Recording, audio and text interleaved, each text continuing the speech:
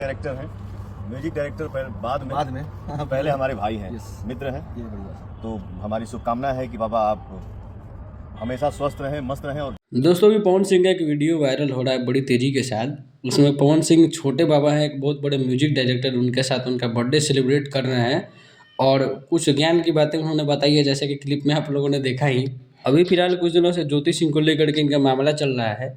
ज्योति सिंह जो इनकी पत्नी है, अभी प्रॉपर डिवोर्स हुआ नहीं है, प्रॉपर अलग अलग हुआ नहीं है, लोग किसी को नहीं पता है। और वो जाती है महाकुंभ में, इनका फोटो लेके डुबकी लगाती है। अभी उस पर पोस्ट डाल देते हैं कि धर्म के साथ मजाक उड़ाया जा रहा है, ये वो डिस दैट।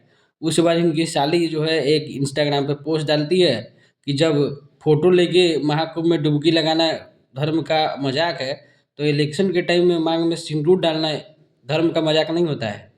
तो ये सारी बातें हुई, जिससे विवाद काफ़ी ज़्यादा बढ़ गया। उसके बाद पवन सिंह इसके रिप्लाई नहीं दिए हैं। ये सारी चीज़ें हुई हैं। आपकी इस पे क्या राय है, अपनी राय जरूर दीजिएगा। मिलते हैं अगले वीडियो में।